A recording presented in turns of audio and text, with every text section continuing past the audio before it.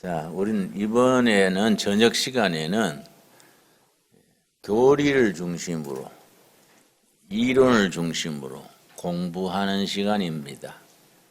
새벽 기도 시간에는 주로 은혜 중심이고, 저녁에는 우리가 교리, 우리 믿는 신앙의 이론에 대해서 이런저런 이야기, 전문적인 신학적인 강의는 아니고 일반 교인으로서 알아야 될 기본적인 신앙 이해를 공부하도록 하겠습니다. 자, 우리 폭넓게 하나님, 신에 대해서 두 가지 견해가 있습니다. 넓게 봐서 무신론, 유신론. 무신론은 설명할 필요가 없지요. 신이 없다는 주장이고, 유신론은 신이 있다, 하나님이 계신다 주장인데, 히랍의 플라톤이란 철학자가 무신론에 대해서 말하기를 무신론은 질병이다. 그 사람은 크리스찬이 아니지요. 철학자지요. 플라톤이라는 히랍의 철학자가 신이 없다고 말하는 것은 하나의 정신적인, 영적인 질병이다. 그렇게 딱 정의를 내렸습니다. 그래서 신이 있다는 증명을 신존재 증명 그럽니다. 신존재 증명. 중세 철학, 중세 신학에서부터 신이 계신다는 것을 이론적으로 어떻게 증명할 수 없을까? 그래서 신존재 증명의 대표적으로 네 가지 증명이 있습니다. 그건 이제 다른 시간에 한번 철학에서 신학에서 다루던 신존재 증명에 대한 공부를 나중에 한번 하기로 하고, 신존재 증명을 하니까 무신론자들이 네가 아무리 신이 있다고 증명을 해도 눈에 보이지 않는데 뭘 가지고 믿게 하느냐? 안 믿어버리면 그만이지요. 그렇게 말하니까 유신론자가 하나님이 있다고 믿는 사람이 그러면 신이 없다는 걸 증명을 해봐라. 그렇게 말하니까 신이 있다고 증명하는 것이 훨씬 더 쉽지요. 신이 없다는 걸 증명하려면 참 너무 막연한 겁니다. 실제 신이 없다는 걸 증명하려면은 그야말로 오리무중이지요. 그래서 이게 뭐 증명을 해서 될 문제가 아니고, 신앙의 세계는 확신으로 우리가 받아들이는 거이지요. 기독교 하나님은 성경 자체가 신이 계신다 안 계신다 전혀 거기에 대한 언급이 없습니다. 창세기 1장 1절 시작에서부터 태초에 하나님이 천지를 창조하시니라 선포입니다. 선포. 이걸 뭐 이론적으로 증명하고 설명하고 어떤 신이 무슨 이유로 천지를 창조하고 사람을 만들었다, 그런 설명이 없습니다. 그냥 선포죠. 태초에 하나님이 천지를 창조하시니라. 좀 단적으로 말하자면은 믿으려면 믿고 말라면 말하라. 믿음은 그 믿음 자체가 축복이고, 믿지 못하면 그 자체가 이미 심판 아래 있는 것이다. 이걸 전제로 하는 겁니다. 자, 그러면 무신론, 유신론이 있는데 무신론은 우리와 상관이 없으니까 제쳐두고, 유신론, 그래서 신이 있다고 하나님이 계신다고 믿어도 세 가지 부류가 있습니다. 유신론이라 해서 한 가지가 아니에요. 첫째는 다신론, 신이 많은 겁니다. 대표적으로 히랍 신화에 그리스 신화에는 다실론의 대표지요. 태양신 아폴로, 술신 바카스, 온갖 신이 다 있습니다. 밤의 신, 디오니, 게네스, 이렇게 여러 가지가 있습니다. 그런데 동양에서 다실론의 대표적인 국가는 일본입니다. 일본에는 하나님을 가미사마, 예수님은 예수사마, 하나님을 가미사마라 그러는데, 일본에는 공식적으로 인정하는 가미사마가 6,000명입니다. 6,000명. 그야말로 다실론 사회가 일본입니다. 거기에 성경에 여호와 하나님이 들어오니까 6,001번째가 된 거지요. 그래서 일본 사람들은 다실론의 바탕이 있기 때문에 우리하고는 예수를 믿어도 신앙적인 접근이 다릅니다.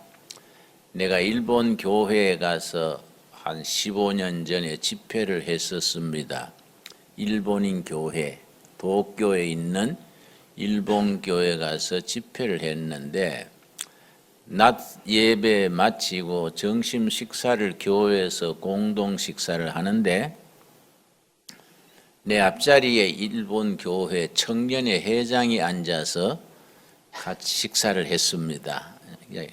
교회 식당이니까 서로 쭉 앉아서 식사하는데, 그 청년회 회장이 나한테 아주 천년스럽게, 김 센세이, 저는 오전에는 교회에서 예배를 드리고 오후에는 마을 법당에 가서 우리 법당에서 말하자면은 법당 예배지요.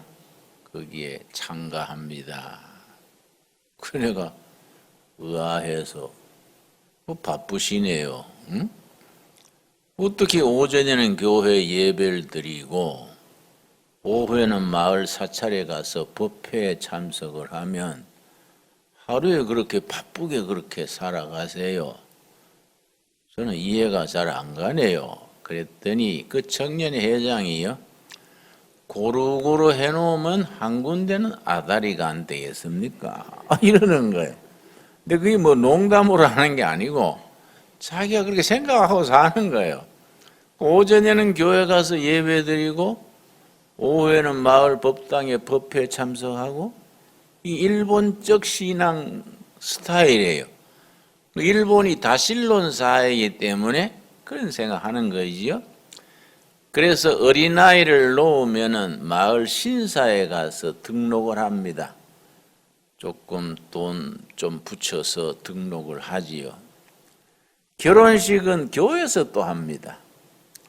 오사카에 갔더니 아주 몫이 좋은 도시 사거리 한쪽 구덩이에 아주 예쁜 교회가 있어요. 그래 내가 차를 세우고, 일본은 교회가 그렇게 드문데 이렇게 좋은 자리에 교회가 있습니다. 그랬더니 안내인이요, 김 센세이, 그건 교회가 아니고 결혼 예식장입니다. 아니 무슨 소리요? 십자가 다 붙어 있는데. 그랬더니 일본 청년들은 결혼식을 교회에 와서 교회식으로 하는 걸 좋아합니다. 그래서 결혼 주례 전문으로 해주고 사는 목사가 그 교회에 있대요. 결혼 주례 해주고 그게 자기 생활 수단이에요. 그래 결혼식 전담 교회지요. 그 내가 참 우리는 이해가 안 가는 얘기지요. 근데 또 일본 사람들은 죽으면 장례식은 성당에 가서 하는 걸 좋아해요. 성당의 의식이 강하니까 그 성당 장례 의식이 상당히 장엄합니다. 우리 교회는 성당에 그걸 좀 배울 필요가 있습니다. 장례식을 아주 저창하게 엄숙하게 잘 하니까 그 가족들이 그 성당에 그 대대로 믿게 되는 거지요. 의식이 어느 정도는 우리도 보완할 필요가 있습니다. 그러니까 일본은 그런 식으로 다실론 사회지요. 또 중국은 황제 위에 하늘의 황제, 천황이 황제 위에 상제가 하나님이 상제. 중국은 신을 생각하기를 황제 하늘에 있는 황제다. 상제, 윗상자, 상제님. 그러니까 이제 황제의 연장으로 생각하니까 상당히 종교적인 신관이 약하지요. 그래서 중국의 종교가 유교인데 유교의 신관은 참 애매합니다. 유교는 정치 경제적인 윤리 이론이지 이 기독교나 이런 불교처럼 종교관념이 굉장히 약해요. 그러니까 현실적으로 윤리, 경제, 도덕을 중심으로 하는 유교지요. 그러니까 신관이 참 애매하고 약합니다. 그런데 동양삼국에서 일본, 중국, 한국 세 나라 중에서 유일하게 한국 민족은 옛날부터 기독교가 들어오기 전부터 유일신 하나님에 대한 확고한 신앙이 있습니다.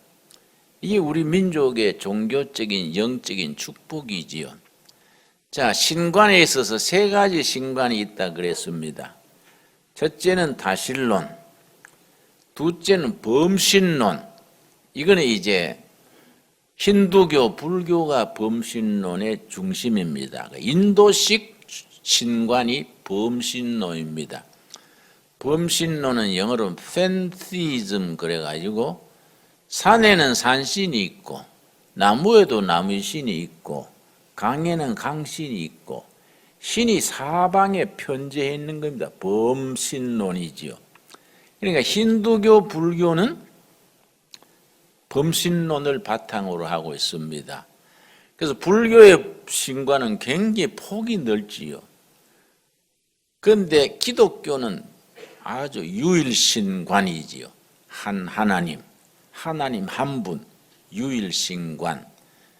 기독교의 유일신관이 이제 유대교에서 뿌리를 두니까 유대교에서 유일신관을 확고한 유일신관을 지니고 있었는데 동양에서는 특이하게 한국이 오래전부터 유일신 하나님을 섬겨왔습니다. 그래서 미국 선교사들이 한국에 전도하러 와서 깜짝 놀란 것이 특이한 민족이다.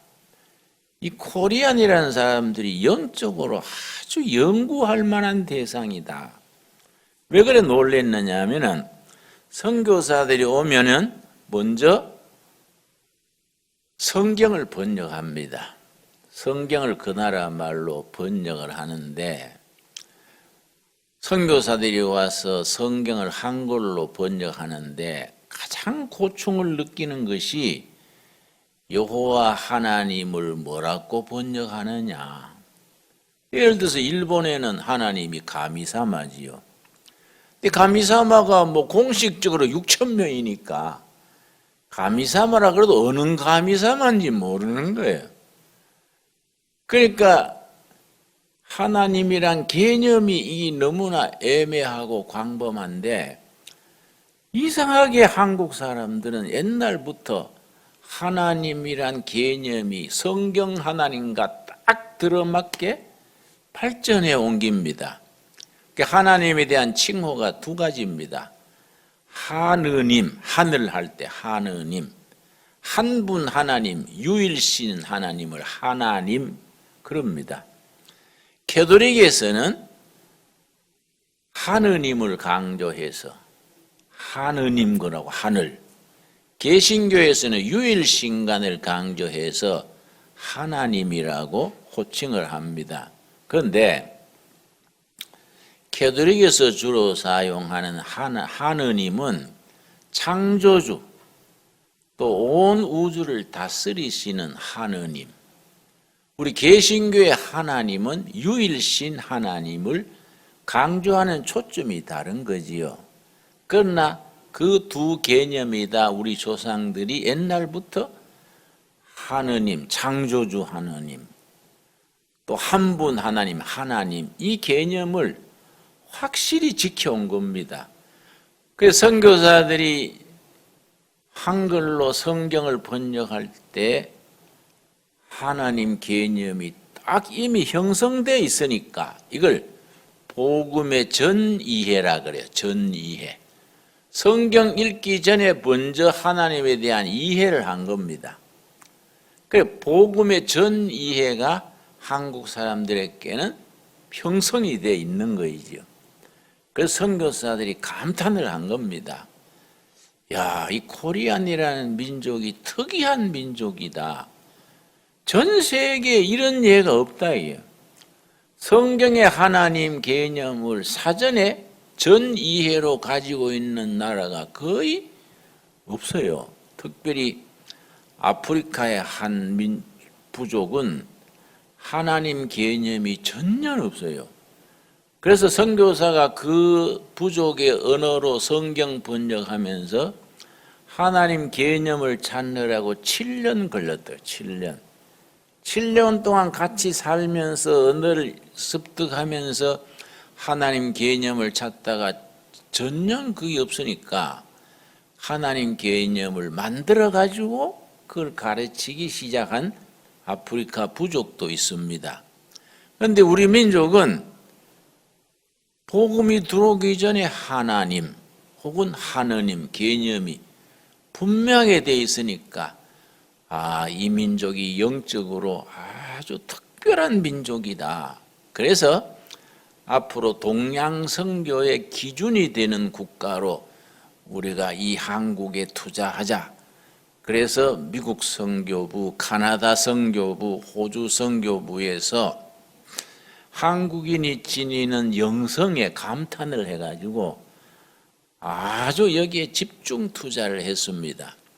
그래서 아시아에서 처음 성공하는 기독교, 처음 성공한 교회가 됐습니다.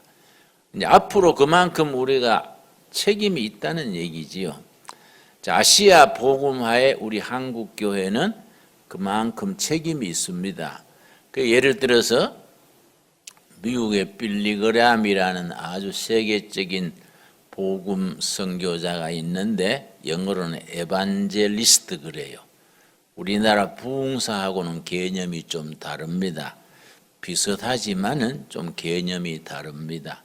빌리그레암 목사님 같은 분을 에반젤리스트라 그러는데 이분이 13년 전에 말하기를 세계교회 이니시아티브, 주도력이죠.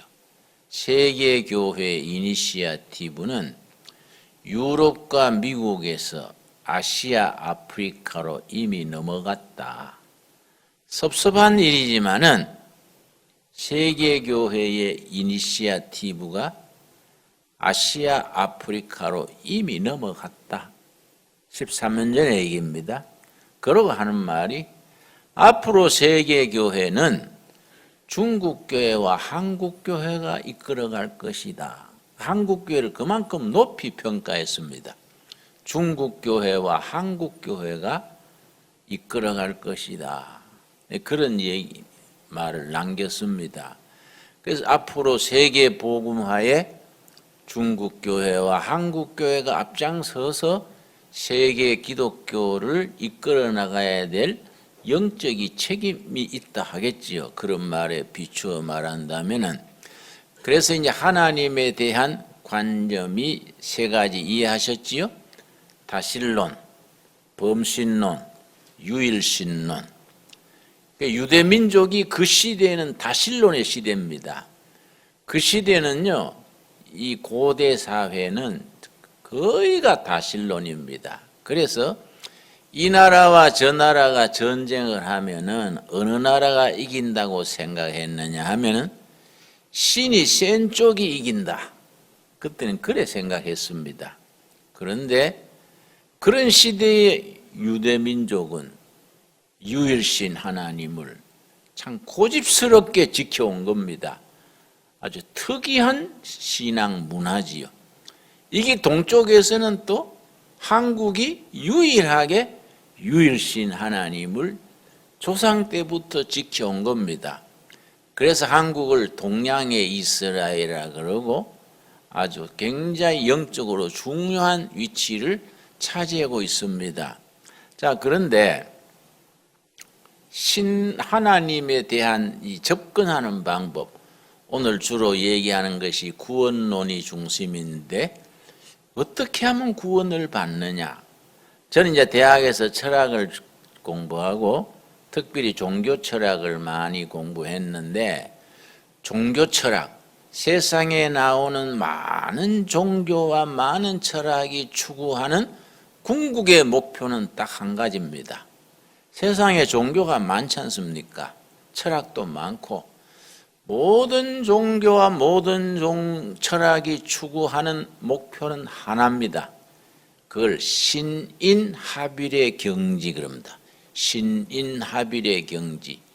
신과 인간이 하나가 되는 경지.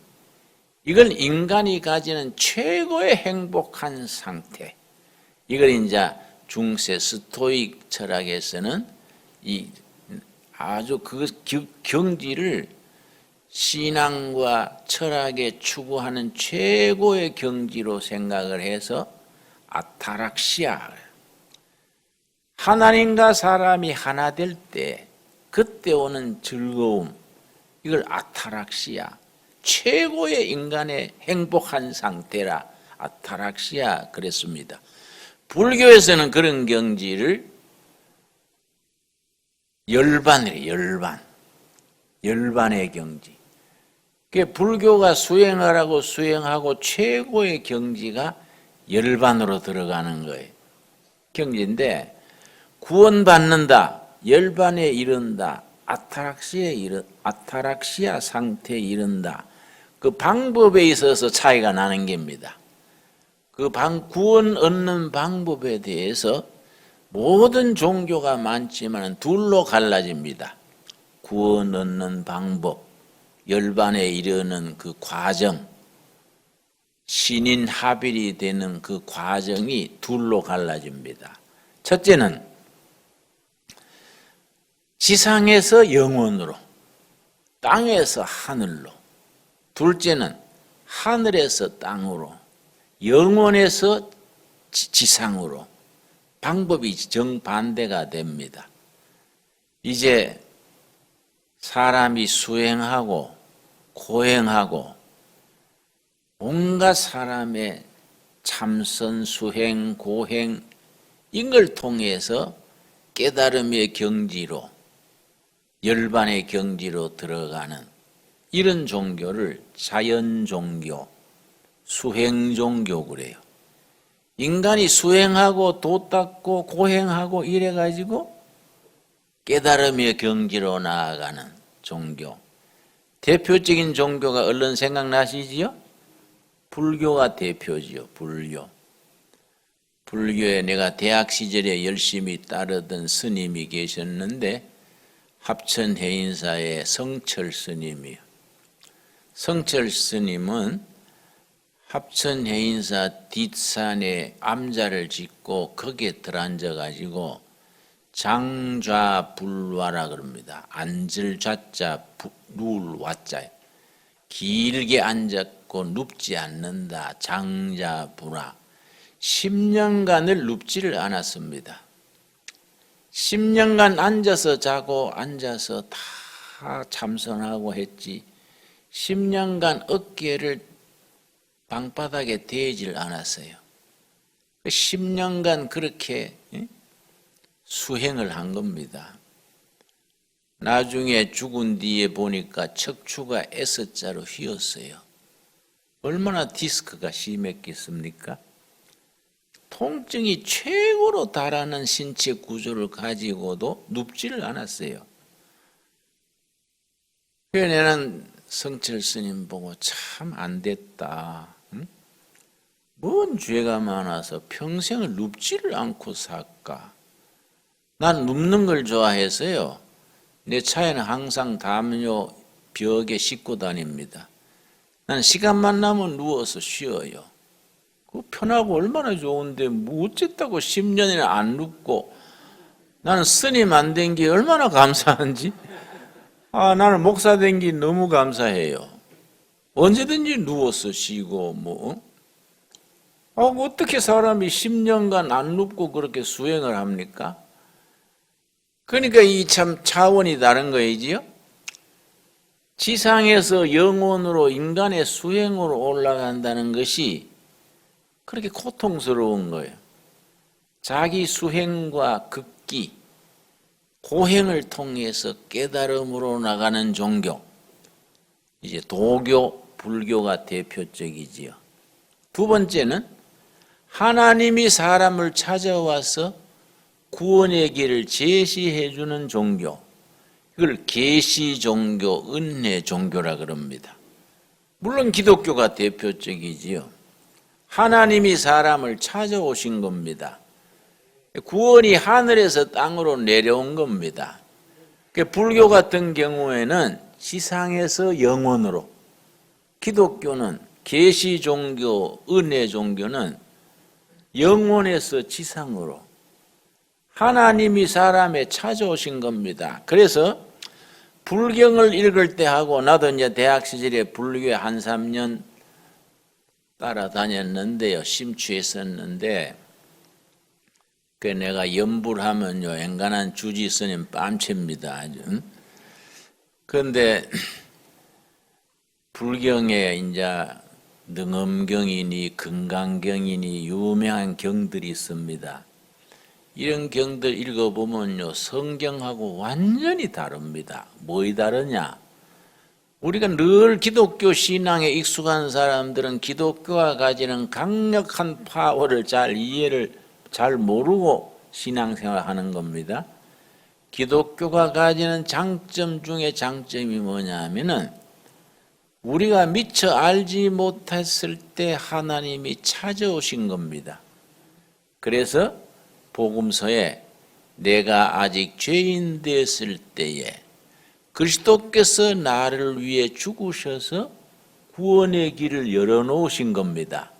이게 이제 계시 종교, 은혜 종교의 아주 간단한 아주 정의지요. 그런데 예를 들어서 창세기 12장 1절 여호와께서 아브라함에게 이르시되, 출애굽기에 여호와께서 모세에게 이르시되, 모세가 호렙산 산기슭에서 40년 동안 처가살이 하면서 양떼를 지키는데 그 가시덤불에 불이 붙었지요? 우리나라 말하면 찔레덩굴입니다. 찔레덩굴에 불이 붙었는데 꺼지지 않아서 이상하다 하고 모세가 가까이 갔더니 하나님께서 먼저 말씀하시지 않습니까? 모세야, 네 선 땅은 거룩한 땅이니 네 발에 신은 신을 벗어라. 하나님이 먼저 모세에게 말을 거시는 거예요. 하나님이 먼저 아브라함을 부르시는 겁니다. 하나님이 우리에게 찾아오시는 거예요. 하나님이 찾아오셔서 구원의 길을 가르쳐 주시는 거이지요. 이 계시 종교, 은혜 종교. 그래서 은혜 종교를 할 때 은혜가 카알라인데, 카알라. 헬라 말로 은혜가 카알라인데요. 카알라란 말은 세 가지 의미를 가집니다. 공짜, 공짜가 카알라입니다. 선물이 카알라고, 기쁘다가 카알라입니다. 기쁨. 그래서 은혜 받으면 기쁘고 기쁜 게 은혜 받은 겁니다. 여러분 교회 다니시는데 교회 다니는 게 기쁩니까? 예, 대답 못하는 분은 헷갈립니까? 교회 다니는 게 기쁘면 그 교회는 은혜 있는 교회예요. 교회 다니는 게 따분하고 이 중간에 주도 못하고 또 뭐 쓸데없이 권사는 받아가지고 이거 뭐 딴 데 가지도 못하고 중간에 걸쳐가지고 또 예수 믿는 건 졸업이 없어. 한번 입학하면 뭐 죽을 때까지 가서 오도 가도 못하는 이 이제 은혜가 없는 거예요. 카라, 기쁨이 없는 겁니다. 그래서 성경의 용어에 기쁨이란 단어와 은혜란 단어가 같은 단어를 쓰는 겁니다. 카라. 그래서 우리가 이번 집회에 합치고 우리 마음에 카라, 기쁨이 깃들기를 바랍니다. 기뻐야 돼요. 그래서 목사가 짓는 죄 중에 최고의 죄가 뭐냐 하면은 교인들을 지루하게 하고 짜증나게 하는 거. 이거는 이성과 저성에 용서받지 못할 죄지지요. 교인이 지루하게 짜증나니까 가져갔던 헌금도 안 내고 에이 가다가 오뎅 사 먹고 말자. 헌금도 안 내고 가버린 거야. 내가 왜 잘하느냐? 내가 옛날에 해봐서 알아요. 내가 청년 때 해봐서 알아요. 설교는 뭔 소리인지 모르겠고 자꾸 광고 뭐 하면은 헌금 얘기하고 뭐 우는 소리 하면은 이게 뭐 세무소매를 왜 이래 돈을 짜내려 하냐? 뭐 짜증이 나가지고 막 예배당 다니는 게 아주 막 아이고 내일 친구들하고 생맥주 한잔 하자. 헌금 안 내고 가는 거예요. 이게 이제 참 이 평생 신앙생활 하니까 거기에 기쁨이 있어야 되고 기쁨을 하나님이 선물로 주신 것이고 공짜로 주신 거다 이거지요. 자기가 수행하고 고행하고 대가를 치러서 얻는 것이 불교적인 구원이고 하나님이 선물로 공짜로 그렇게 기쁨 충만으로 주신 것이 구원의 복음입니다. 자, 구원에 대해서 에베소서 2장 8절을 보겠습니다. 에베소 2장 8절 말씀. 에베소서 2장 8절 말씀. 에베소서는 주제가 그리스도 안에서 하나 되는 새로운 공동체, 뉴 커뮤니티가 에베소서의 주제인데 에베소서의 새로운 공동체, 바로 교회를 말합니다. 교회가 에베소서의 주제지요. 그래서 교회론이 에베소서의 중심이고 에베소 속에 신앙생활의 핵심이 들어 있습니다. 2장 8절 말씀, 2장 8절.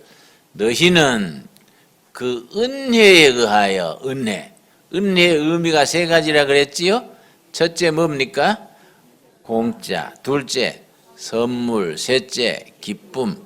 은혜에 의하여 믿음으로 말미암아 뭘 받았습니까?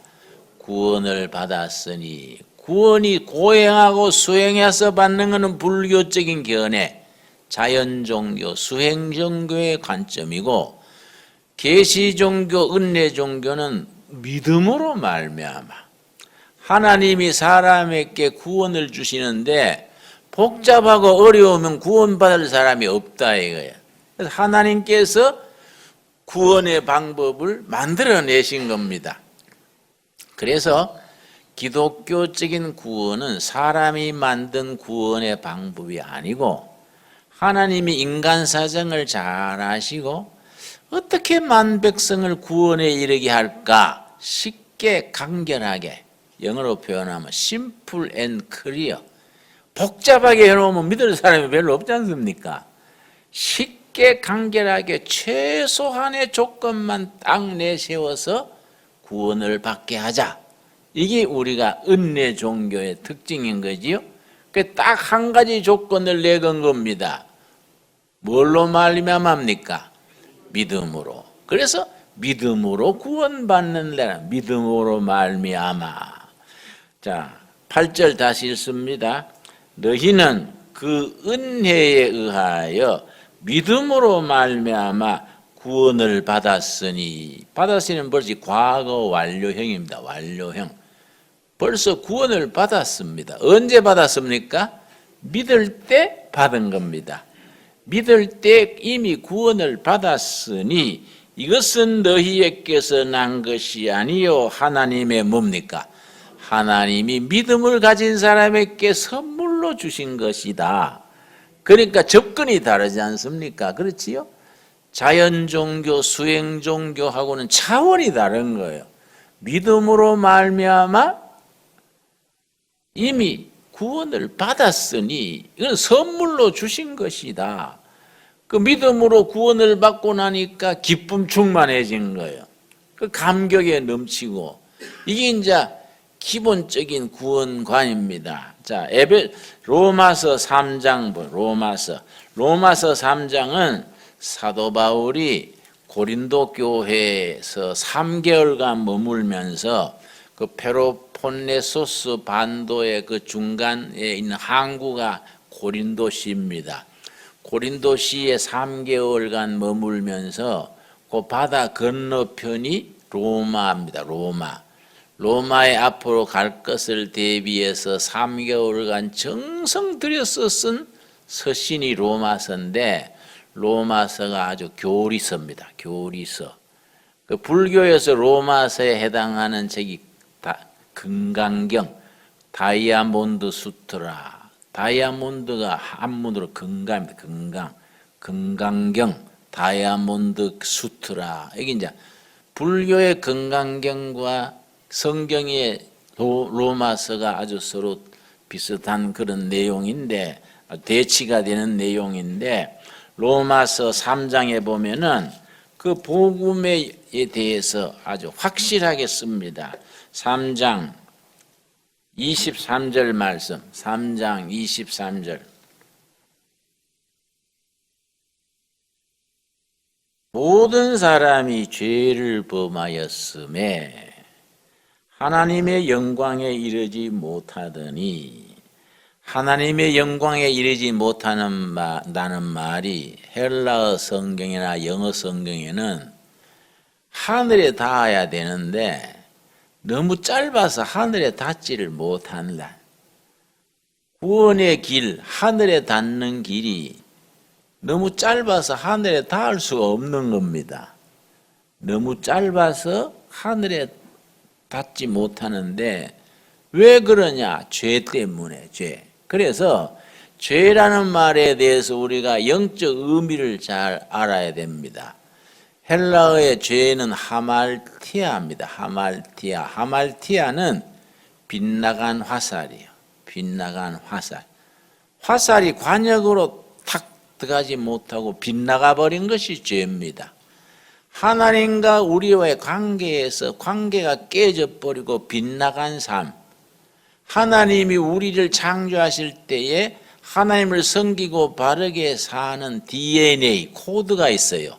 하나님을 섬기고 행복하게 사는 코드를 넣었는데 잘못된 생각, 잘못된 습관, 잘못된 생활 방식, 잘못된 인간관계 이런 것 때문에 하나님이 우리에게 심어놓은 코드가 깨진 거예요.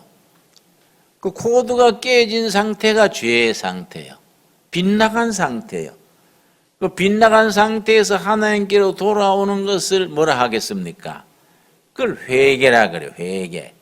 회개는 빗나갔던 상태, 죄의 상태에서 바른 상태로 돌아오는 것이 회개지요. 그래서 성경에서 우리에게 누누이 말하는 것은 왜 죄를 짓느냐, 그걸 가장 탓하는 게 아닙니다.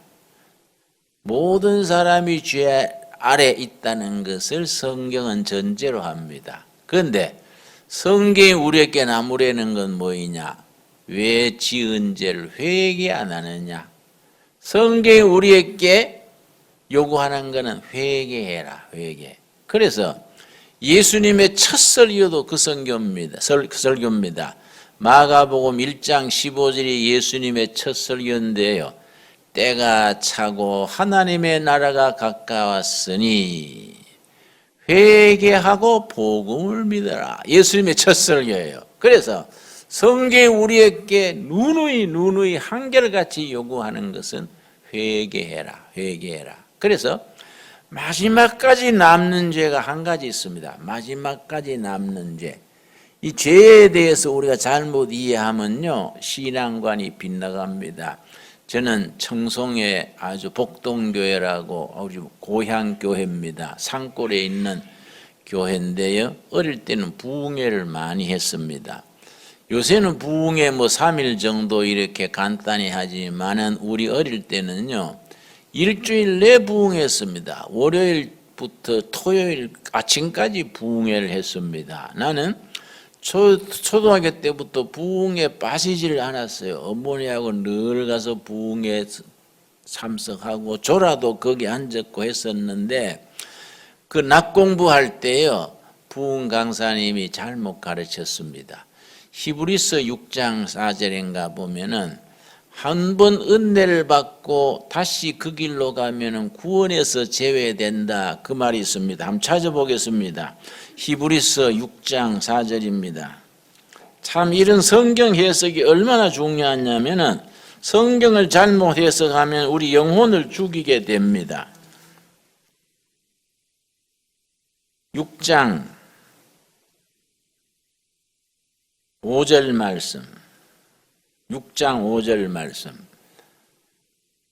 하나님의 선한 말씀과 넷의 능력을 맛보고도 타락한 자들은 한번 은혜 받고 체험하고 타락한 자들은 다시 새롭게 하여 회개하게 할 수 없나니 이는 그들이 하나님의 아들을 다시 십자가에 못 박아 드러내놓고 욕되게 함이라.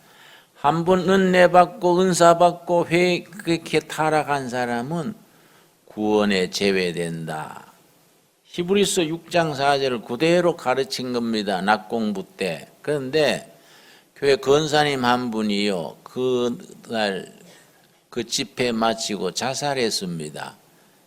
17년 전에 그 머슴하고 7계명을 범했어요. 그거에 늘 마음에 죄의식을 품고 있다가 그것도 교회에서 그냥 계속 구원사오가 됐는데 부흥사님이 한 번 은혜를 맛보고 은사를 체험하고 타락한 자들은 구원에 제외된다. 지옥 백성이 된다. 이 강의 듣고 나는 살아도 지옥, 죽어도 지옥이구나 자살했어요. 그러니까 성경을 잘못 해석하면요, 그런 일이 생기는 겁니다. 성경상으로 이런 구절을 난해 구절 그래요. 여러분 기독교 서점에 가면은 성경의 난해 구절만 뽑아서 해설한 책이 따로 있습니다. 신학교에 들어가면 이런 구절에 대한 바른 해석을 과목으로 배워요. 그러면은 이 구절이 어떻게 된 거냐? 성경 말씀이 믿어야 되는데 어떻게 된 기냐? 마지막까지 구원에서 제외되는 죄, 마지막까지 구원받지 못하는 죄는 딱 한 가지입니다. 무슨 죄일까요? 회개하지 않는 죄. 뭐 사람을 죽이고 7계명을 범하고 온갖 죄를 다 범했어도 성경상으로 회개하고 돌아오면 하나님은 받아주시는 겁니다. 아멘 하십니까? 근데 마지막까지 구원받지 못하는 죄가 한 가지 있어요. 뭐이겠습니까? 회개하지 않는 죄. 회개하면 그걸로 하나님의 백성으로 받아주시는 거예요. 아멘이 됩니까? 이거 사람이 고안해낸 구원의 길이 아니고 하나님이 그렇게 하시기로 하나님이 정해서 선포하신 거예요. 그게 카라 은혜로, 선물로, 공짜로 그렇게 구원의 길을 열어주신 겁니다. 그걸 아멘하고 받아들여야 되는 겁니다. 자, 아까 제 로마서 3장 되도록 하겠습니다. 3장 23절 말씀. 모든 사람이 죄를 범하였음에 하나님의 영광에 이르기에는 너무 짧아서 죄로 인하여서 하늘에 닿을 수 없이 그 공간이 너무 짧은 겁니다. 자기가 하늘에 도달하기에는 너무 짧아서 도달 못했는데 자기와 하늘의 구원 사이에 다리를 놔주신 분이 있습니다. 그게 무슨 다리겠습니까? 그걸 십자가 다리랑 십자가 다리. 역시 혹시 여러분 CCC의 전도 교재인 사형리 읽은 적이 있습니까? 우리 죄와 구원 사이에 십자가 다리를 놓는 그림이 있습니다. 브릿지가 다리니까 브릿지로 설명한다 그럽니다. 자, 24절이 완전히 다른 거예요.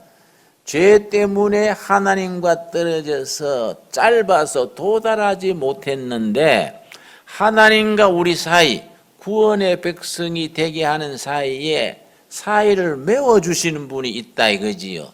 브릿지, 다리를 놔주는 분이 있다 이거지요. 그래서 24절이 중요한 겁니다. 23절과 24절 사이에 완전히 질적인 깊은 사망의 구덩이가 있습니다. 누구도 건너지 못할 구덩이가 있는데 24절에 그 해결을 해 주시는 거지요. 그리스도 예수 안에 있는, 누구 안에입니까? 어떤 철학도 어떤 수행도 어떤 도덕도 이루지 못하는 예수 안에 있는 속량. 속량은 대신 값을 치렀다 이 뜻이거든요. 속량. 값을 치러야 되는데 내가 치를 능력이 없으니까 내 대신 누가 치러줬다는 겁니까? 예수님이 치러주셨다고 예수 안에 있는 속량으로 말미암아 하나님의 은혜란 말에 나오시요. 값없이가 뭡니까? 공짜로지요. 값없이 의롭다 하심을 얻은 자 되었느니라. 뭘 보시고? 믿음을 보시고 회개하고 믿는 걸 보시고 공짜로 값없이 이 사람은 죄가 있지만은 믿음이 있으니까 의롭다고 인정해 주자. 죄가 있는데 하나님이 죄가 없다고 인정해 주는 거예요. 이걸 의롭게 된다고 말해요. 의롭게. 그래서 한문 글자의 의자가 아주 신앙적인 글자입니다. 여러분 의자 아시지요? 흑판이 있으면 한번 써보면 좋겠는데 양양자 밑에 나아자입니다. 이게 아주 복음적인 언어예요. 6월절 어린 양 예수님 아래 내가 있는 거예요. 예수님 아래 내가 있으면 의로운 거예요. 내가 잘나서 내가 도덕적으로 완벽해서 의롭게 되는 것은 그는 자기 수행, 자기 도덕이고 하나님이 구원의 길을 열어놓은 것은 하나님이 만든 방법이다. 하나님이 이 땅에 오신 하나님 어린 양 예수님 밑에 내가 엎드려 있으면 오를 이자야. 의롭다고 인정했다. 그 의자가 굉장히 복음적인 단어입니다. 이해가 갑니까? 여러분. 그러니까 예수님 어린 양 예수님 없이 내가 수행하고 고행하고 도덕적으로 완벽해서 구원에 이른다는 것은 이거는 하나님과 우리 사이에 있는 간격을 메어줄 수 없는 거지요. 하나님과 우리 사이의 간격을 메어주시는 대신 값을 치르고 메어주신 분은 한 분. 누굽니까? 예수 그리스도로 말미암아. 그러니까 이제 요즘 신앙계, 교계에 자주 나오는 말이 종교다원주의라는 게 있지요. 종교다원주의. 종교다원주의를 여러분 쉽게 이해하면 됩니다. 산 꼭대기에 올라가는데 꼭대기에 진리가 있습니다. 진리에 도달하는 길은 여러 가지 길이 있다. 오른편으로 가도 되고 왼편으로 가도 되고 반대편으로 가도 되고 꼭대기 진리에 도달하는 길은 여러 가지다. 불교를 통해도 갈 수 있고 유교를 통해도 갈 수 있고 뭐 어떤 종교든지 가는 길은 다르지만은 꼭대기에 도달하는 것은 같은 거다. 이걸 종교다원주의라 그럽니다. 그런데 성경적인 이론에 의하면은 그건 아니다 이거죠. 왜냐? 구원에 이르는 것을 사람이 정한 게 아니고 누가 정했습니까? 하나님이 만드신 구원의 방법이다. 하나님이 만든 방법을 따라가야 구원의 길에 이른다. 그걸 이제 사도행전 4장에서 분명하게 얘기를 합니다. 사도행전 4장. 그래서 우리가 다른 종교를 존중하고 인격적으로 돼야 되는 거는 그거는 인간의 그 보편적인 도리고, 그러나 당신 또 당신 종교를 열심히 믿으면 천국은 다 같이 가서 만납니다. 이건 아니다 이거지요. 그건 종교다원주의 사상인데 우리 기독교에서는 그거는 받아들이지 못하는 겁니다. 자, 4장 12절 말씀. 초대교회에서 확실하게 선포를 하는 겁니다. 하나님이 만든 구원의 방법은 따로 있다. 사람이 만든 방법을 가지고 그렇게 다원주의로 가나가면 안 된다. 그 얘기지요. 4장 12절. 다른 이로서는 구원을 받을 수 없나니 천하 사람 중에 구원을 받을 만한 다른 이름을 우리에게 주신 일이 없음이라 하였더라. 여러분 아멘이 됩니까? 잘못 행하면 너무 독선이지 않냐, 너무 고집스럽지 않냐, 어떻게 너가만 진리고 다른 사람은 진리가 아니냐, 그렇게 말할 수 있지요. 그러나 우리가 다르게 생각해야 되는 것이, 인간을 구원하기 위해서 하나님이 정한 방법이 따로 있다. 사람이 만들어낸 방법이 아니고 하나님이 은혜로 값없이 공짜로 많은 사람을 구원하시기 위해서 하나님이 정해놓은 방법, 이 구원의 길이 있다 이거지요. 그래서 12절이 그 말인 겁니다. 사도행전 4장 12절 우리 한번 다시 같이 읽겠습니다. 다른 이로서는 구원을 받을 수 없나니 천하 사람 중에 구원을 받을 만한 다른 이름을 우리에게 주신 일이 없음이라 하였더라. 아멘이 됩니까? 자, 그러면 내가 이제 이런 성경을 가르치니까 한 청년이 나한테 물었습니다. 목사님, 그거는 너무 독선입니다. 공자님이나 소크라테스나 이런 분들은 너무나 의로운 사람인데 그 사람도 다 지옥 간다는 말입니까?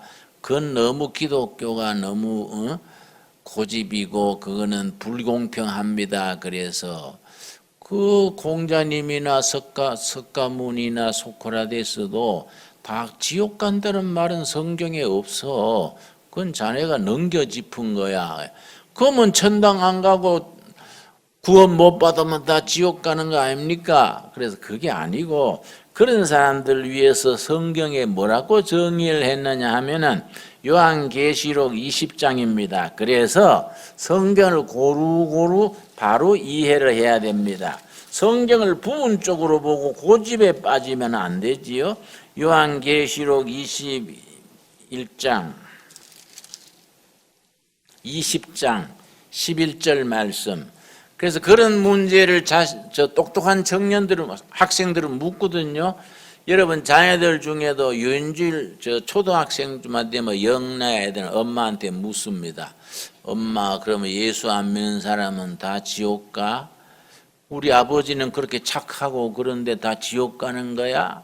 그러면 엄마가 대답할 말이 없으니까, 니는 왜 그래? 너 아버지 닮아가 까다롭고 짜지냐? 니는 그냥 믿어. 그럼 엄마 그냥 믿는데 궁금하잖냐? 그러니까 엄마들이 성경을 좀 알아야 돼. 무조건 너 아버지 닮아서 까다롭네, 그럴 게 아니다 이 말이요. 그렇지요? 요한계시록 20장 11절 말씀, 11절로부터 거기에 대한 답이 섞여 있는 겁니다. 자, 그걸 보편적 심판에 대한 얘기입니다. 자, 또 내가 크고 흰 보좌와 그 위에 앉으신 이를 보니 땅과 하늘이 그 앞에서 피하여 간데 없더라. 세상 마지막 날에 대심판 보좌가 열립니다. 모든 사람들이 하나님 앞에서 심판을 받습니다. 그런데 12절, 또 내가 보니 죽은 자들이 큰 자나 작은 자나 그 보좌 앞에 서 있는데, 공자님 같은 분은 큰 자고, 또 미미한 동네 아저씨는 작은 자고, 큰 자나 작은 자나 다 보좌 앞에 서 있다는 겁니다. 책들이 펴 있고, 책들, 거기에 표시를 합시다. 책들, 복수지요, 복수, 책들.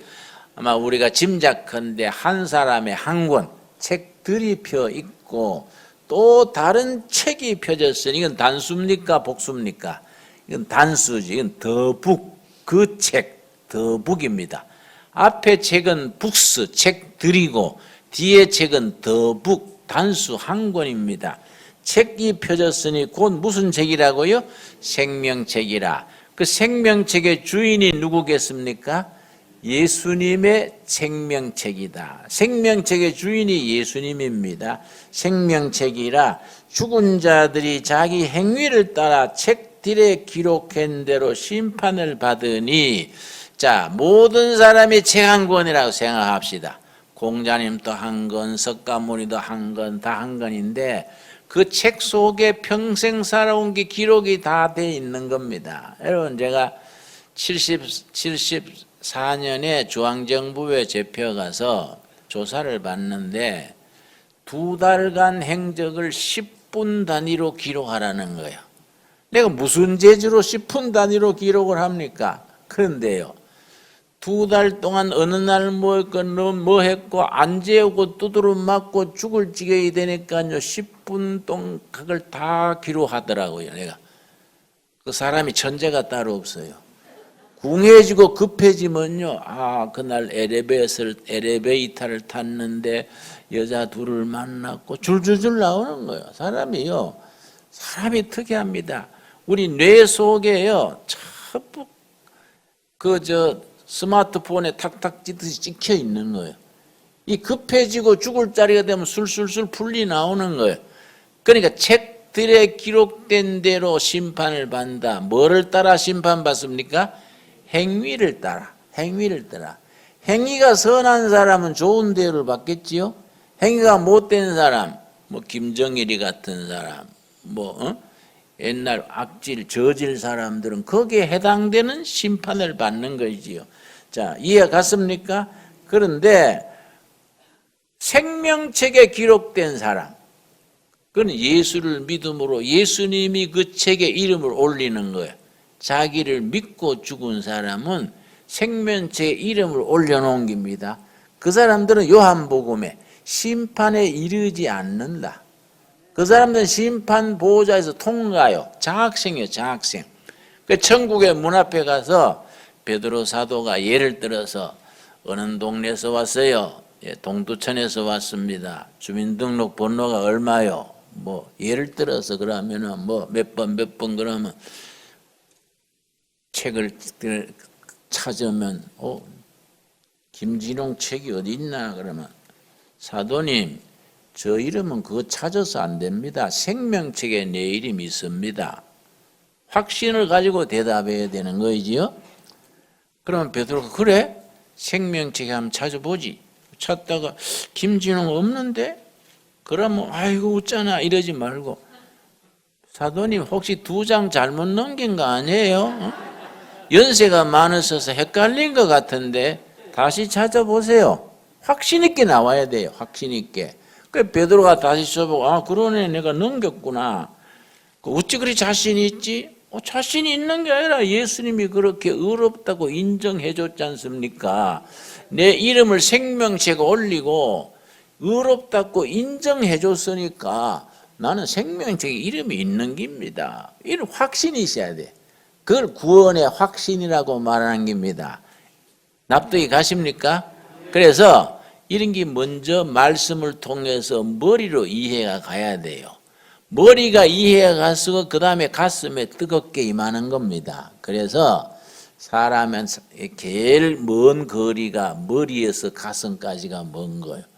어릴 때 머리는 이해 갔는데 가슴에 뜨겁게 인간은 죽기 전에 가서 뜨거워지는 거예요. 머리에서 가슴까지 오는데 시간이 걸리는 거예요. 어떤 사람은 금방 오기도 하고 어떤 사람은 10년 걸리기도 하고 다 다른 거예요.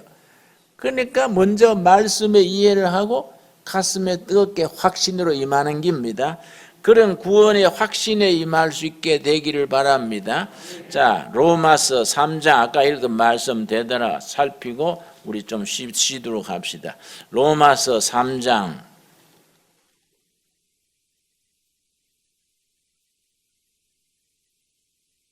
23절 24절. 그래서 23절이 모든 사람이 죄 때문에 구원에 이르지 못했는데 24절에 가서 예수 그리스도를 믿음으로 말미암아, 그래서 23절과 24절 사이를 철학에서는 코페르니칸 벤둥 그래요. 벤둥.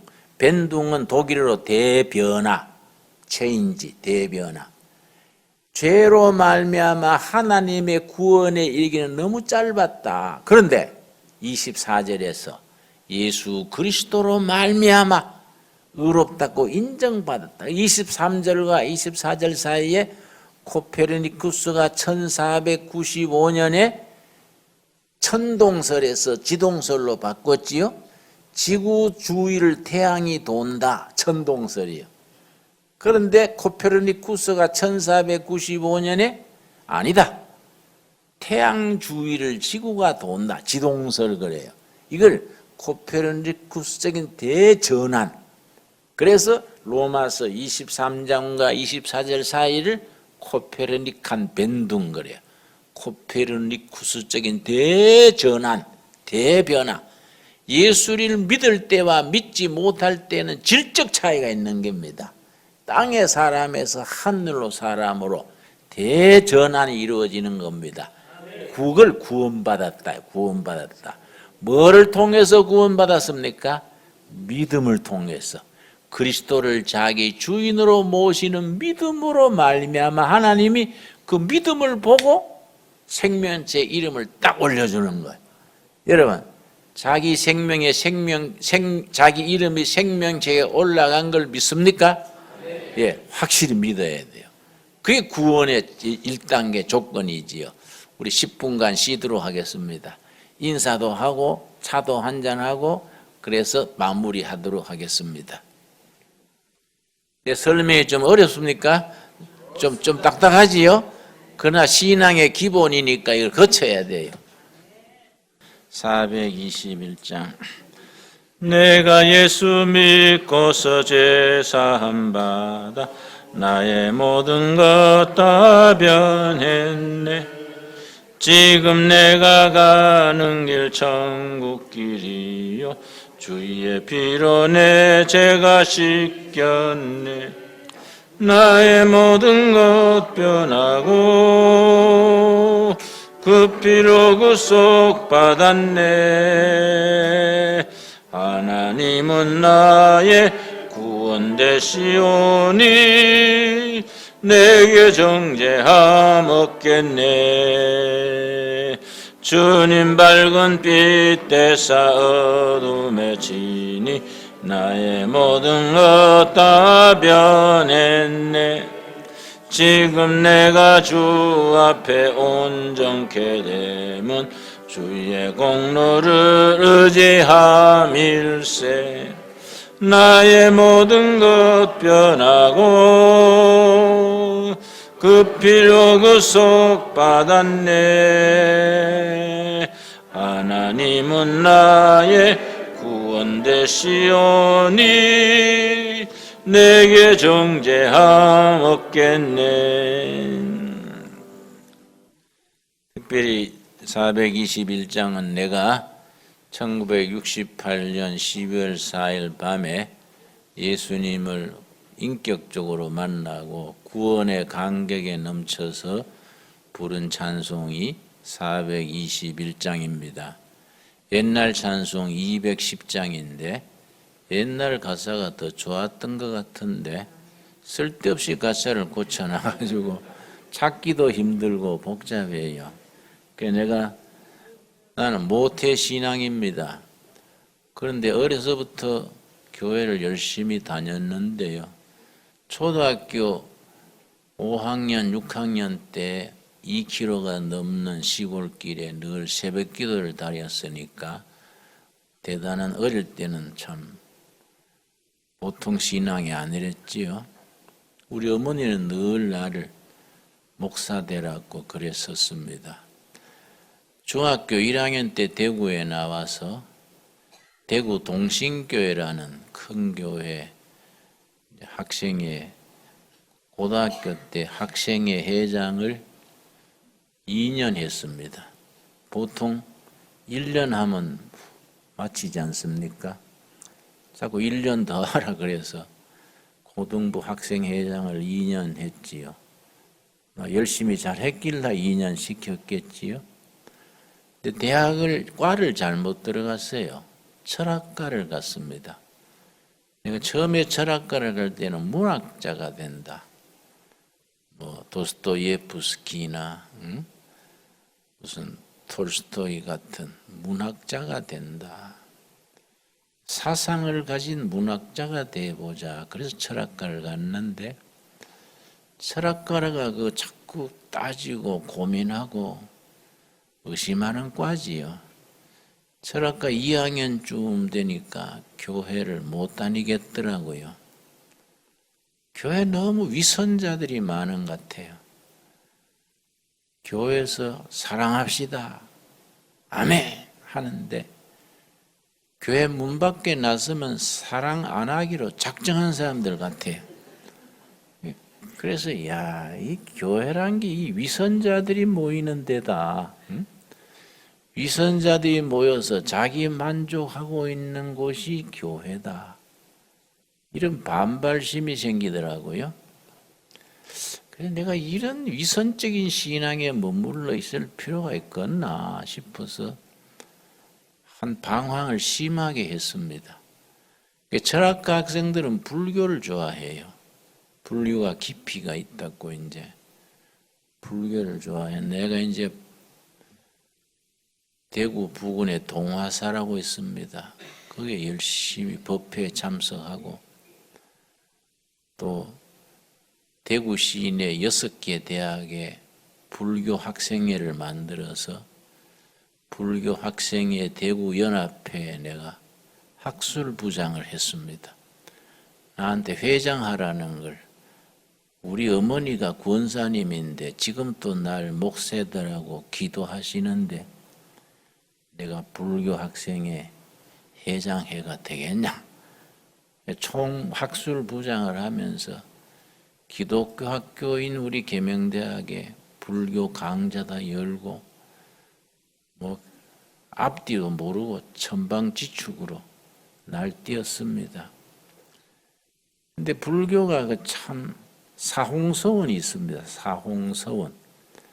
우리 기독교로 말하면 주기도문이나 사도신경에 해당하지요. 모든 불제자들이 법회 열 때마다 부처님 앞에서 서약하는 4가지가 사홍서원입니다. 첫째가 뭐냐면은 중생무변서원도, 도는 건질 도자입니다. 중생은 교회로 말하면 거듭나지 못하는 영혼이 중생입니다. 중생이 무진장 많을지라도 건지기를 서원하나이다. 그리고 우리 교회로 말하면 땅끝까지 복음을 전하겠습니다. 그런 의미가 됩니다. 두 번째가 참 중요합니다. 번뇌 무진 서원 단입니다. 끊을 단. 번뇌가 무진장 많아도 끊기를 서원하나이다. 불교에서는 인간 번뇌를 108가지로 구분했습니다. 108가지 번뇌를 전부 이름을 붙였습니다. 그래서 불교가 깊다는 것은 그런 점이지요. 인간의 고민 번뇌를 108가지를 다 구분해서 이름을 다 붙였으니 얼마나 깊습니까? 그 108가지에 별별 게 다 있습니다. 만나고 싶은 사람 못 만나는 번뇌, 만나기 싫은 사람 만나야 되는 번뇌, 하고 싶은 일 못하는 번뇌, 하기 싫은 일을 해야 되는 번뇌, 이게 다 이름이 붙어 있습니다. 그 108가지 번뇌를 서원단, 끊기를 서원하나이다. 안 그래도 번뇌가 많은데 아침 저녁으로 번뇌 이름을 불러서 하니까 번뇌가 더 깊어지는 거예요. 스님들이 파리한 것은 고기 못 먹어 파리한 게 아니라 새벽부터 번뇌를 불러서 하니까 파리할 수밖에 없지요. 근데 기독교 복음을 깨닫고 보니까 예수님은 너무 명확해요. 마태복음 11장 28절 수고하고 무거운 짐진 자들아 다 내게로 오라. 108번뇌를 가진 자들아 다 내게로 오라. 내가 너희를 뭡니까? 쉬게 하리라. 내가 끊어준다 이 말이야. 내가 끊어준다. 나한테 짐 가져와라. 내가 번뇌를 맡아주고 다 끊어주겠다. 차원이 다르지요. 그래서 불교에 심취하던 사람들은 복음을 깨달으면 너무너무 좋아해요. 불교에 열심히 도닦던 사람들은 기독교 복음을 알게 되면 그렇게 열심히 하게 됩니다. 안 그래도 번뇌가 끊임없는데 맨날 끊겠습니다. 끊겠습니다. 이게 뭐 끊겠다 해서 끊어지는 게 아니에요, 이게. 그러니까 이게 참 자연 종교, 수행 종교의 한계지요. 사홍서원의 네 번째가 법문무량서원학입니다. 부처님의 말씀을 법문이라 그래요. 부처님의 말씀이 무진장 무량, 한없이 많아도 다 배우기를 서원하나이다. 그래서 합천해인사에 가면은 8만 대장경이 보관되어 있는데 앞뒤로 544글자 한자로 빡빡하게 써놨는 그 법문경이 5만 867장. 이게 부처님 말씀에 몇 분의 1밖에 안 된다 그래. 8만 경 그 많은 것이 부처님 말씀에 몇십 분의 1밖에 안 된다. 또 부처님이 오래 살았어요. 예수님은 딱 3년 일하시고 가셨기 때문에 말을 많이 안 했습니다. 부처님은 80 넘도록 살았으니 얼마나 말을 많이 했겠습니까? 경이 많은 거예요. 그걸 다 8만 대장경 다 읽기도 어려운데 그게 몇십 분의 1을 하니까 읽다가 다 못 읽고 늙어 죽을 지경이야. 성경은요 66권 딱 손바닥에 들어오니까 너무너무 좋은 거예요. 성경 66권. 그래 참 목사가 참 편한 자리입니다. 이건 새로 붙이는 것도 없고 빼는 것도 없고. 의사들을 보니까 해마다 재교육 받더라고요. 성경은 딱 정해져 있어가지고 그것만 자꾸 읽어서 풀면은 다 되는 거 아닙니까? 기독교는요 성경이 너무 단순합니다. 그 마호메트 교도 이 코란경이 성경의 3배가 넘습니다. 유학은 사서 옹경은 말할 것도 없고. 기독교는 우리 참 서민들이 믿기에 너무 좋은 종교. 부처님의 말씀이 양이 없어도 다 배우기를 서원하나이다. 네 번째는 이제 불도무상. 부처님의 도가 꼭대기가 없어도 윗상자예요. 무상. 서원성. 이루기를 원하나이다. 이 사홍서원이요. 근데 사실은 하나하나가 복음적인 입장에서 보면은 이루기 어려운 겁니다. 그걸 이제 법회 열 때마다 한 사람이 이제 쭉 선창을 합니다. 그럼 회중이 후창을 해요. 내가 불교 학생회 운동할 때 내가 이제 목청이 걸걸하다고 맨날 나한테 선창하라 그랬어요. 내가 옆자리에 앉아가지고 딱 선창을 하면 우리 동료들이 이제 후창을 하는 거야.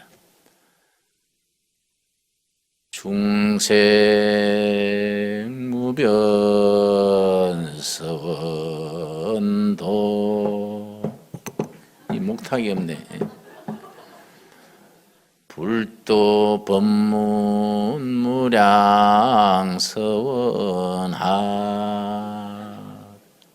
불도 무상서원성 마하반야 바라밀다 관자재 행심보살 쭉쭉 하는 거예요 이제.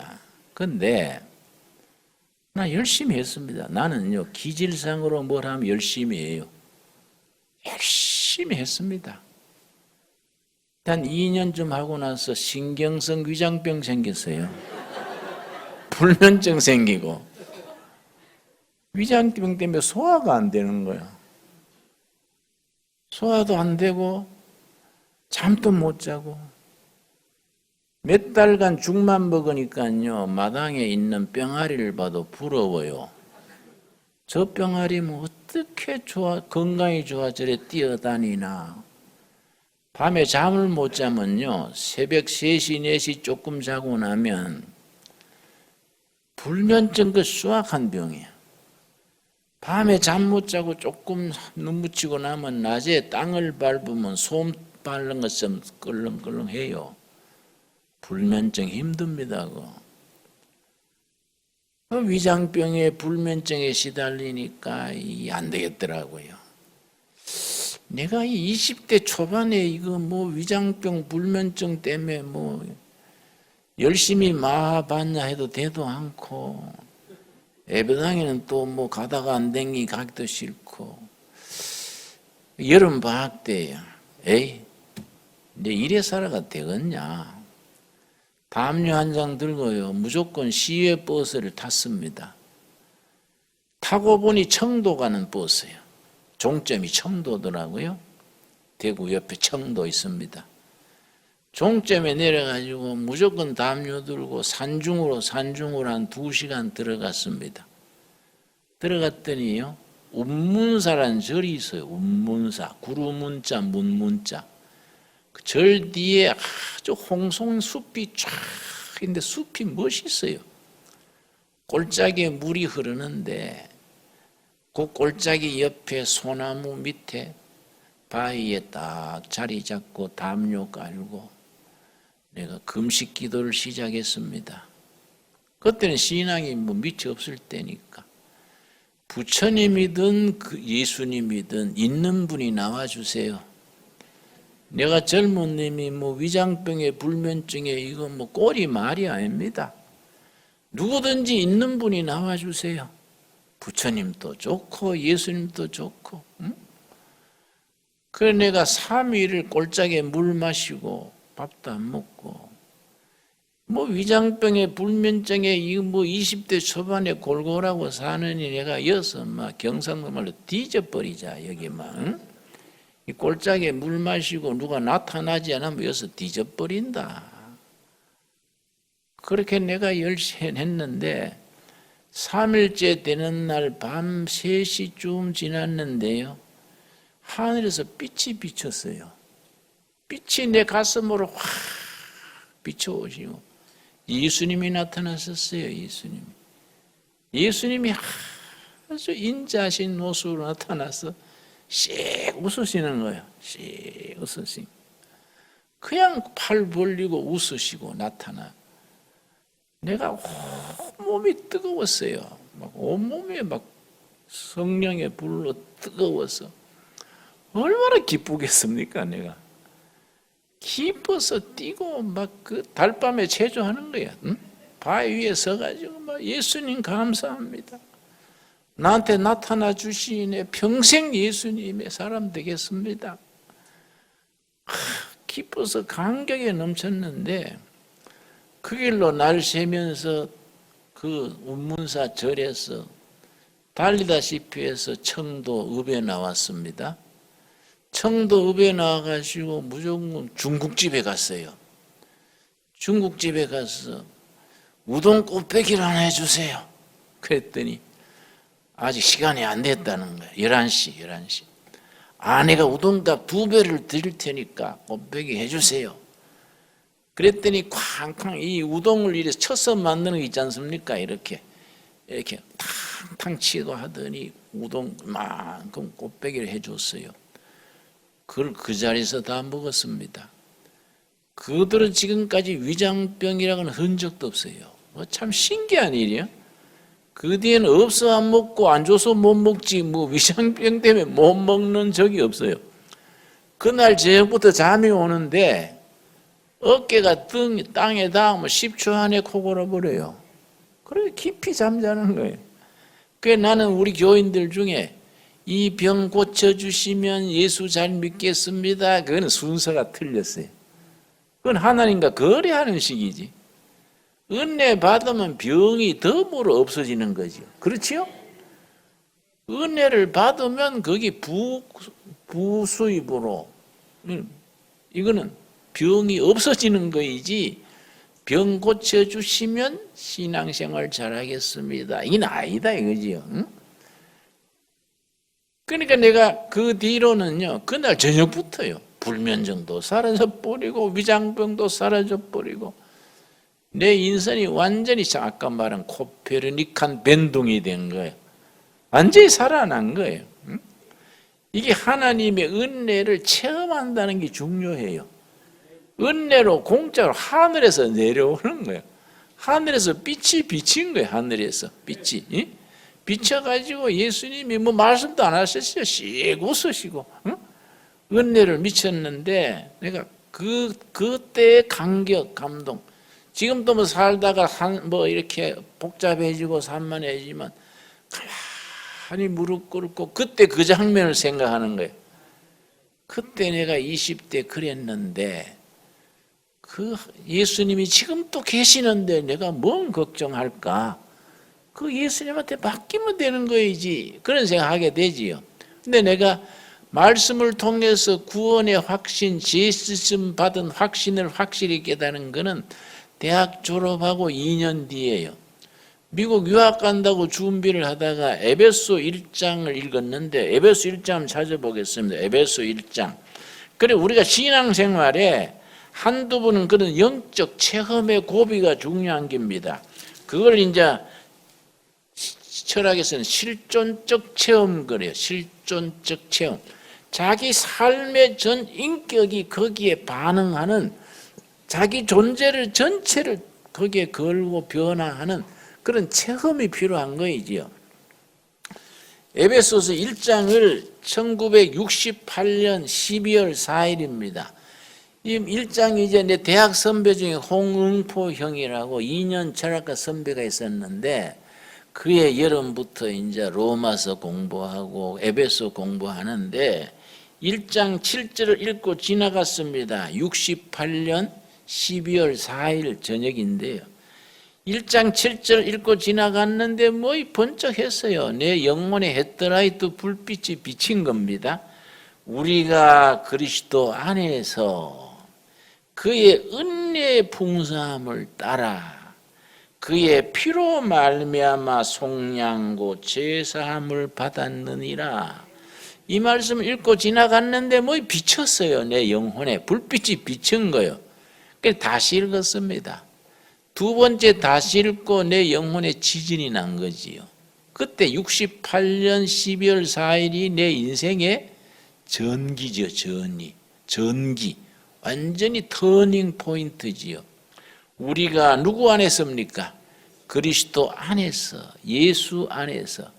모태신앙으로 내가 뭐 그렇게 교회를 열심히 다녔는데 내 실존적으로 예수님이 내 죄 씻음, 죄 사해 주시고 구주가 되신다는 것을 확신하지 못하고 지냈는데 이 말씀이 다 적혀 있는 거예요. 내가 그리스도 안에서 그의 은혜의 풍성함을 따라 공짜로 넘치는 공짜로 그 말이지요. 완전히 공짜로 뭐로 말미암합니까? 예수님의 피로 말미암아 내가 치러야 될 죄값, 내 인생의 허물과 죄의 값을 예수님이 다 대신 치러줬다. 뭘로 값을 지르고 치러줬습니까? 피로 값을 치러줬다. 그때 내가 예수님의 피값을 치러주신 그 의미를 내 영적으로 깨달은 거예요. 내가 치러야 될 죄값, 인생의 젊은 날의 고뇌와 방황과 모든 젊은 날의 방황의 값을 예수님이 다 피로 치러주셨구나. 그 피로 말미암아 구속곧 속량 제삼 속량곧 제삼을 받았느니라. 예수님이 내 허물과 제 청춘 젊은 날의 고뇌와 방황의 값을 다 치르고 구원의 길을 다 마련해 놓으셨구나. 예수님이 다 해놓은 걸 내가 모르고 방황했구나. 이걸 영어로는 기독교 복음은 빅두가 아니라 빅돈이라 그래요. 자기가 뭘 하는 게 두지요. 그렇지요? 크게 내가 뭘 하는 게 수행하고 참여하고 뭐 바치고 하는 게 아니라 빅돈, 두 디드 돈, 완료. 예수님이 다 해놓은 거예요. 예수님이 해놓은 걸 내가 접수하는 거예요. 접수. 내가 그걸 받아들이는 거예요. 그걸 영접하는 자. 곧 그 이름을 믿는 자라고 말하는 거이지요. 기독교는 빅두가 아니라 빅돈이다. 내가 뭘 하고 정성 들이고 수행하고 아니다. 예수님이 이미 해놓은 것을 내가 받아들이는 거이다. 그걸 믿음이라. 믿음으로 받아들이면은 그 사람을 의롭다고 구원받는다고 도장 찍어주는 겁니다. 그걸 성경에서 인치신다. 도장인자. 의로운 사람으로 도장을 탁 찍어서 그 도장 찍은 사람의 이름을 하늘나라 무슨 책에 기록한다고요? 생명책에 딱 올려주는 거예요. 그 구원의 확신을 얻는다고 말하는 겁니다. 그래서 내가 이걸 그날 68년 12월 4일 밤 11시 한서 1시 사이에 이걸 그렇게 읽고 강경해서 아까 읽은 부른 찬송 421장이지요. 내 죄 사함 받고서 예수를 안 뒤에 이걸 막 그날 저녁에 10번 20번 계속 불렀어요. 얼마나 감격스러운지. 감동의 눈물을 흘리면서 내가 이 찬송을 불렀습니다. 421장 우리 한번 뜻을 생각하면서 신앙 고백으로 한번 부르겠습니다. 421장. 내가 예수 믿고서 죄사함 받아 나의 모든 것 다 변했네. 지금 내가 가는 길 천국 길이요 주의 피로 내 죄가 씻겼네. 나의 모든 것 변하고 그 피로 구속받았네. 하나님은 나의 구원 되시오니 내게 정죄함 없겠네.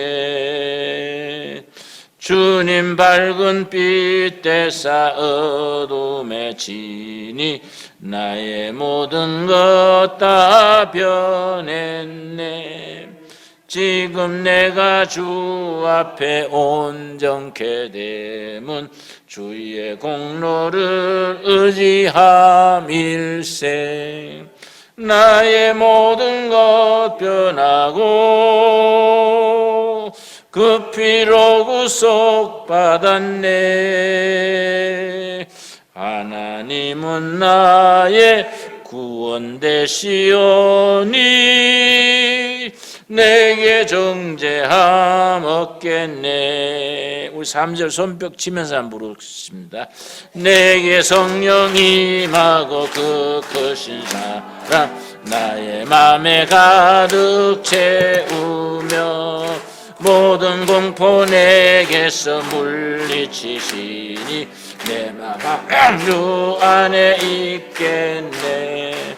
나의 모든 것 변하고 그 피로 구속받았네. 하나님은 나의 구원 되시오니 내게 정죄함 없겠네. 이 말씀, 이 찬송이 내 삶의 전기, 터닝 포인트. 내가 미국 유학 수속하다가 그걸 수속하던 서류를 다 쓰레기통에 던져버리고 신학교를 간 거지요. 신학교 가려고 우리 철학과 주인 교수가 장로님이랬는데 철학과 교수가 추천서를 쓰러 갔어요. 교수님, 내가 신앙에 입신을 해서 신학을 가겠습니다. 유학은 어떻게 하고? 유학은 나중 가도 되고요. 난 신학을 가랍니다. 그러니 교수님이 그렇게 화를 냈어요. 왜 네 인생을 그렇게 낭비하려고 하냐? 목사는 아무나 할 수 있어도 철학 교수는 아무나 하는 게 아니야. 너는 철학에 소질이 있으니까 철학가 모교에서 그렇게 밀어주려 하는데 왜 그러냐? 이 바보 같은 짓 하지 마. 그래서 추천서를 안 써줬어요. 빨리 그런 생각도 하지 말라고. 그래 내가 교수님한테 그 생각, 저하고 생각이 다르네요. 철학 교수는 아무나 할 수 있어도 목사는 아무나 하는 게 아니지 않습니까? 그래서 신학을 갔어요. 그래서 내가 목사가 됐는데 내 평생의 가장 위대한 결정이야. 내가 내 인생에 그게 감사해요. 내가 그때 철학과를 안 가고 목사 돼서 예수 철학이 얼마나 위대한 철학이냐 이거지. 참 감격스러운 일이지요. 여러분, 구원의 확신을 가지고 삶이 변화되는 역사적인 체험을 여러분들이 누릴 수 있게 되기를 바랍니다. 우리 신앙생활 여정에 그런 과정이 참 필요해요. 이걸 우리가 이거는 뭐 나는 구해도 안 되고 나는 방언 또 뭐하고 뭐 그렇게 부정적으로 생각하지 말고 누가복음 11장 13절 말씀 구하라 주신다는 거죠. 약속이 돼 있는 겁니다. 누가복음 11장은 무슨 장이라 합니까? 기도장이라 하거든요. 기도장. 누가복음 11장 13절 말씀에 예수님이 확신한 겁니다. 약속이 돼 있는 겁니다. 우리가 구하고 두드리는데 열성이 부족한 거이지요. 집중해서 지속적으로 계속해서 해야 되는데 물이 100도에 끓는다 그러면은 99도까지는 조용한 거예요. 99도까지 1도 오를 때마다 에너지가 꼭 같은 양이 필요합니다. 99도에서 100도 오르는 그 1도 사이에 에너지가 10배, 20배로 폭발적으로 증가해요. 그러면서 물이 끓는 겁니다. 그런데 우리가 신앙으로 구도하고 부르짖다가 90도까지 갔다가 멈춰버리는 거예요. 70도, 80도 가서 중단해버리는 거예요.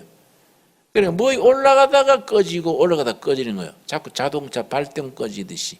이게 지속적으로 꾸준히 가서 99도 넘겨서 100도로 올라서야 되는데 그 영적으로 진보하는 단계가 있습니다. 그 과정을 못 밟는 거이지요.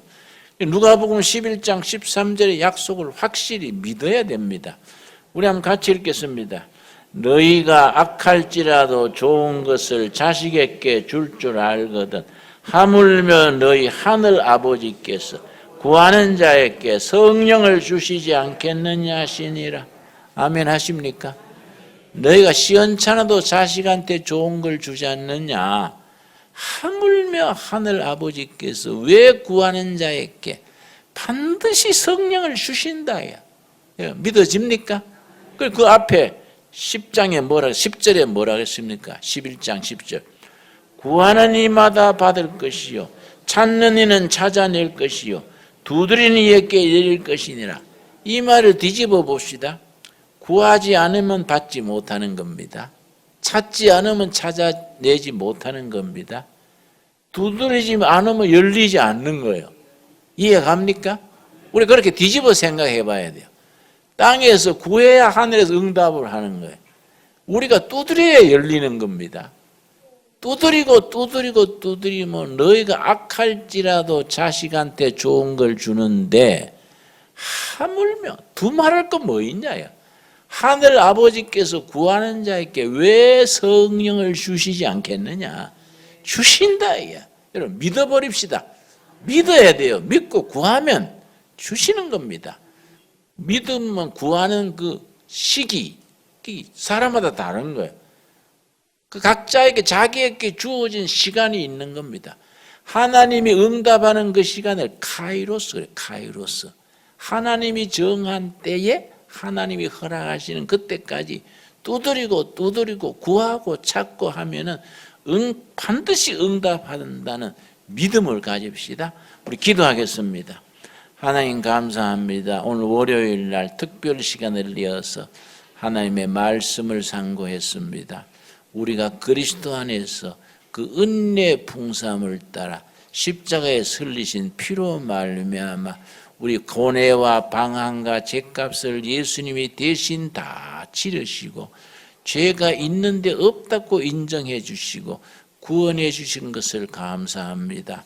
구원의 확신에 서서 흔들림이 없게 하여 주시옵소서. 너희가 시원찮아도 자식에게 좋은 걸 주는데 하물며 하늘 아버지께서 왜 성령을 주시지 않겠느냐. 성령 충만으로 주실 줄 믿고 구하고 기다리고 응답을 구하게 응답받는 우리가 되게 하여 주시옵소서. 예수님 이름 받들어 기도드려 사옵나이다. 아멘.